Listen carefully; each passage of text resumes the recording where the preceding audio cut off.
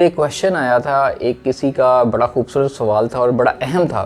कि पेरेंट्स जो हैं वो बीमार जब होते हैं, उनके वालिद बीमार है और वो ब्लड प्रेशर के पेशेंट है, उनको शुगर भी है, बहुत सारी और बीमारियां भी हैं लेकिन वो दवाइयाँ नहीं खाते, वो अपनी हेल्थ का ख्याल नहीं रखते,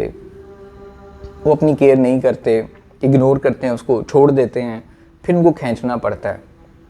इसकी वजह से बच्चे बहुत परेशान रहते हैं। ये अलमिया हमारे यहाँ और बहुत ज़्यादा लोगों के यहाँ पेरेंट्स की तरफ से होता है, जिसमें वो बीमार रहते हैं तो उनके ऐसे बिहेवियर्स होते हैं जो कि परेशानी का बायस बनते हैं, बच्चों के ऊपर भी, फैमिली के ऊपर भी। तो उसकी क्या वजह है, उसको कैसे ठीक किया जा सकता है, उसके ऊपर आज मैं बात करूँगा। पहले तो एक चीज़ याद रखें कि जब पेरेंट्स बीमार होते हैं फैमिली के अंदर, जो कि हमारे लिए बड़े इज़्ज़त एहतराम की जगह होते हैं, जब वो बीमार होते हैं, बहुत ज़्यादा हॉस्पिटल जाते हैं, चक्कर लगते हैं, तो बच्चों को स्पेशली जो उनके सिबलिंग सारी बच्चे हैं, पूरी की पूरी सिबलिंग्स हैं, उन सबको बहुत ज़्यादा परेशानी, टेंशन और स्ट्रेस रहता है कि जल्दी से ठीक हो जाए। लेकिन कुछ वालिदैन, कुछ पेरेंट्स ऐसे बिहेवियर इख्तियार करते हैं जिनको सुसाइडल बिहेवियर्स बोलते हैं। हाँ बिल्कुल, सुसाइडल बिहेवियर्स या ख़ुदकुशी करने वाले बिहेवियर, या वो वाले हमारे एक्शन या रवैये जो कि हमें ज़िंदगी से दूर लेके जा रहे हैं, मौत की तरफ जल्दी लेके जा रहे हैं और दूसरों को परेशानी में डाल रहे हैं। तो ऐसे पेरेंट्स से मेरी इल्तमास है, रिक्वेस्ट है, और उन बच्चों के लिए भी कि क्या करें कि ये पेशेंट जो होते हैं ना, देखें एक स्टडी की गई, उसमें जो कैंसर के पेशेंट्स हैं, कैंसर के जो पेशेंट्स होते हैं, दुनिया में सबसे ज़्यादा जो डेडली टर्मिनल डिजीज़ है वो वन ऑफ कैंसर है। तो अगर एक पेशेंट कैंसर का मरीज़ है, उसको पता है कि मेरी दवाई कीमो के बगैर ज़िंदगी नहीं बचेगी, तो कैंसर के पेशेंट भी 50%, 45 to 50% रिसर्च ये की गई, पता चला कि पेशेंट दवाइयाँ छोड़ देते हैं। उनको पता भी होता है कि दवाइयाँ हमारे लिए ठीक हैं, हमें ज़िंदा रख रही हैं, हमारी लाइफ बढ़ा रही है, लेकिन छोड़ देते हैं। उसकी वजह यह है कि मरीज़ के लिए, पेशेंट के लिए, अगर वालिदैन आपके हैं, उनको ऐसी डिजीज़ है जिनके लिए दवाइयाँ ले रहे हैं, दवाइयाँ डेली खाना एक बहुत मुश्किल, पेनफुल काम है,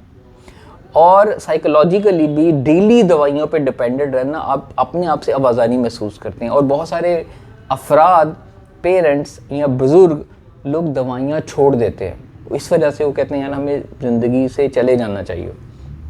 उसका मतलब ये होता है कि जब एक इंसान मरीज़ होता है, पेरेंट्स की शक्ल में, बुज़ुर्ग जो हमारे होते हैं, उनको वो अटेंशन, वो केयर, वो रिस्पेक्ट नहीं मिल रही होती जो कि मिलनी चाहिए। एक वजह उन लोगों की या बुज़ुर्गों की या वालिदैन की ऐसे रवैया इख्तियार करने की ये होती है कि वो ज़िंदगी से मोहब्बत या प्यार या केयर, अटेंशन नहीं उनको मिल रही, अपने रिश्तों से, अपने बच्चों से, अपनी फैमिली से, या उनके मामलात ऐसे हैं जिसमें उनको लगता है कि इससे बेहतर है मर जाना, इससे बेहतर है कि हम दुनिया से चले जाएं। ये एक इसके पीछे जो थिंकिंग होती है वो ये वाली होती है, जिसकी वजह से वो मरीज़ होता है, वो दवाइयाँ खाना, वो रवैया करना छोड़ देता है। उस केस में आप, अगर आपके पेरेंट्स कोई बीमार हैं, उनको समझें कि वो मरीज़ हैं, पहली बात, ठीक है, उनको पेशेंट की तरह हैंडल करें, नंबर 1। नंबर 2, उनकी एज का एक फैक्टर है जिनमें उनके कुछ ऐसे रवैये होंगे जो इलॉजिकल होंगे, चाइल्डिश भी हो सकते हैं, जिसमें आपने देखा होगा कि अल्लाह ताला ने कुरान में बहुत अच्छी जगह वाज़िया तौर पे कि इंसान जब बुढ़ापे की उम्र को पहुंचता है, उधेर उम्र को, या उसकी जवानी ख़त्म होती है, तो वो हम उसको वापस उसी तरफ पलटा देते हैं जहाँ से वो शुरू हुआ था, मतलब बचपने की तरफ। वो एज के साथ साथ, एजिंग के साथ साथ इंसान की मेमोरी, इंसान के ब्रेन, आपकी ability, physical ability, power, strength, identity, ये सारा लॉस हो चुका होता है। और वो जो मरीज़ होता है, वो जो एक टाइम पे, या वालिद है, मेरे हमारे जो वालिदैन होते हैं, उसमें जो बाप है, उसकी जब पावर ख़त्म हो जाती है, उसकी चलने फिरने की ताकत, जिसने अपनी ज़िंदगी में बहुत मेहनत की होती है, कमाया होता है, रूल किया होता है, उसके पास पावर होती है, उसकी रूल्स होते हैं, दुनिया उसको फॉलो कर रही होती है, जब उसे वो खिंचता हुआ, जाता हुआ, निकलता हुआ हाथों से दिखाई देता है, तो वो एक बहुत बड़ा लॉस होता है, और वो ज़िंदगी ख़त्म होने से बड़ा लॉस उसको लग रहा होता है। देखिए, ज़िंदगी तो ख़त्म होगी, वो चले जाना है, लेकिन अपनी ज़िंदगी में उन इख्तियारात का चले जाना, खींच लेना, या अपने सामने वो चीज़ों का मान ना होना, जब बच्चे वो काम नहीं करे जो वालिदैन चाहते हैं या बाप चाह रहा है, तो वो एक बहुत ज़्यादा आइडेंटिटी, साइकोलॉजिकल इश्यूज़ या नफसियाती बीमारियों का शिकार हो जाते हैं और उनको दुख होता है, और वो बहुत बड़ी लेयर्स का होता है। सबसे पहली सतह पे तो ये होता है कि यार हम फिज़िकली वैसे एक्टिव नहीं रहे, हम डिपेंडेंट हो गए चुके हैं, बच्चे अपनी ज़िंदगी में बिज़ी हैं, हमें हॉस्पिटल लेके जाना पड़ रहा है। यही दुख जो है ना, यही सबसे बड़ा होता है। दूसरा, वो ज़िंदगी में वैसे दोस्तों से मिल नहीं पाते क्योंकि उनकी बॉडी उनका साथ नहीं दे रही होती।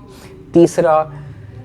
लोग उनकी ज़िंदगी में और ऐसे जो उनकी एज वाले लोग हैं वो ज़िंदगी से जा चुके हुए हैं, जा रहे हैं, किसी की डेथ हो रही है, वो सब उनको न्यूज़ मिल रही होती है, तो एक फ़ियर ऑफ डेथ का भी होता है। फिर जो ज़िंदगी में उन्होंने काम किए होते हैं, रिग्रेट, गिल्ट, मिस्टेक्स, या जो कुछ नहीं अधूरे काम होते हैं वो उनको तंग कर रहे होते हैं। फिर अगर औलाद, बीवी, बच्चे, वालिदैन, उनके इर्द गिर्द जो रिश्तेदार हैं उनकी तरफ से प्रॉब्लम, कोई ऐसी चीज़ें हो रही होती वो भी उनको परेशान करती हैं, और इसके दौरान उनकी अपना एक लोनलीनेस है, ठीक है। तो ये सारी चीज़ें मिल के उस पेशेंट को, उस मरीज़ को अपनी ज़िंदगी से केयर और प्यार ना मिलने की वजह से बाज़ दफ़ा खुदकुश वाले बिहेवियर, जिसको सुसाइडल बिहेवियर्स बोलते हैं, उसकी तरफ मजबूर कर देती है। तो कोशिश ये करें कि, मेरी रिक्वेस्ट वालिदैन से भी है कि अपनी सेहत का ख्याल रखें। जब आप परेशान होंगे, आपकी हेल्थ ख़राब होगी, तो आपके बच्चे परेशान होंगे, बच्चे परेशान होंगे तो उनमें भी एक ट्रॉमेटाइज ऐसी सिचुएशन आएगी जिसकी वजह से वो भी हर टाइम परेशानी और बेचैनी में रहेंगे। तो कोशिश ये कीजिए आप भी कि अपने पेरेंट्स को, अपने वालिदैन को, जो मरीज़ हैं उनको इस लेवल सतह पे सोचें, समझें और उनके साथ उस तरीके से मेंटेन करने की कोशिश करें अपने रिश्तों को। आई होप कि ये वीडियो जो है वो बहुत सारे लोगों के लिए एक हेल्पफुल होगी। दुआओं में याद रखिएगा, अल्लाह ताला सबको सेहत दे, सबके वालिदैन